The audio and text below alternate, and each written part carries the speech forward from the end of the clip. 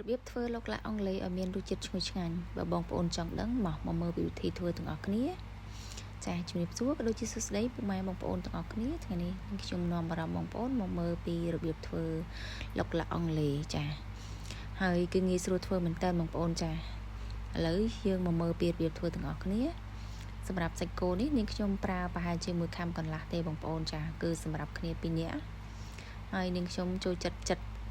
ហាន់វាចំណិតជ្រុងអញ្ចឹងបងប្អូនចាដើម្បីឲ្យយើង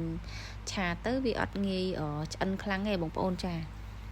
ហើយរបៀបធ្វើគឺនេះខ្ញុំធ្វើបែបនេះបងប្អូននេះខ្ញុំហាន់សាច់គោជាដុំអញ្ចឹងហើយយើងយកមកប្រឡាក់គ្រឿងរួចរាល់សិនណាហើយសម្រាប់គ្រឿងដែលនេះខ្ញុំប្រឡាក់នេះមានដូចជាស្ករប៊ីចេងម្សៅស៊ុបជាមួយនឹងទឹកប្រេងខ្យងហើយនឹងទឹកស៊ីអ៊ូខាប់បងប្អូនចាហើយបន្តមកទៀតនាងខ្ញុំលាយគ្រឿងក្រៅរួចហើយមកធ្វើការចិតបន្លែហើយបន្លែដែលនាងខ្ញុំចូលចិត្តជាងគេគឺខ្ទឹមបារាំងនិងម៉ងបងប្អូនចាវាមានរសជាតិហឹលហាងតិចហ្នឹងហើយបន្ទាប់មកពេញប៉ោះនាងខ្ញុំចូលចិត្តដាក់ពេញប៉ោះទុំអត់យកទេខ្ចីដោយសារតែនាងខ្ញុំអត់សូវចូលចិត្តអញ្ចឹងណាឥឡូវនៅពេលដែលយើងធ្វើការហាន់បន្លែរួចហើយយើងមកធ្វើការ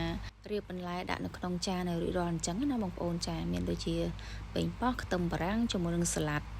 បងប្អូនចូលចិត្តសាឡាត់ធម្មតាគឺដាក់សាឡាត់ធម្មតាទៅតែសម្រាប់នេះខ្ញុំចូលចិត្តសាឡាត់ស្រួយហើយនេះខ្ញុំដាក់ទ្រាប់ពីក្រោមចានខាងក្រោមបាតចានខ្លះហើយសាប្រមាណគឺនេះខ្ញុំទុកផ្ទាប់អញ្ចឹងណាហើយសម្រាប់លាយទឹកម្រេចវិញគឺនេះខ្ញុំធ្វើបែបនេះបងប្អូនចាលាយ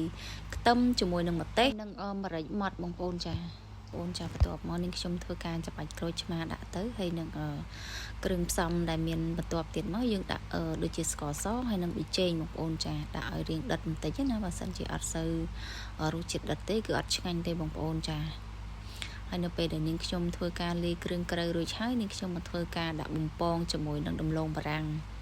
សម្រាប់ឡុកឡាក់អង់គ្លេសមួយមុខនេះបើសិនជាអត់មានដំឡូងបារាំងគឺអត់ហៅថាឡុកឡាក់អង់គ្លេសទេបងប្អូនចាហើយនាងខ្ញុំធ្វើការចៀនពងទាដាក់ពីលើហ្នឹងប្រហែលជាមួយគ្រាប់ដែរបងប្អូនហើយបន្ទាប់ពីនាងខ្ញុំចៀនពងទាចៀនដំឡូងបារាំងរួចហើយមកនាងខ្ញុំមកធ្វើការឆាជាមួយនឹងសាច់គោរបស់យើងបងប្អូនចា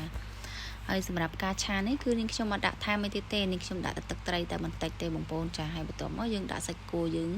ចូលយកតែម្ដងយើងកូរតែមួយត្រឡប់ពីរត្រឡប់ទៅគឺបានហើយបងប្អូនចាអត់ឲ្យឆ្អិនខ្លាំងពេកទេកាលណាវាឆ្អិនខ្លាំងពេក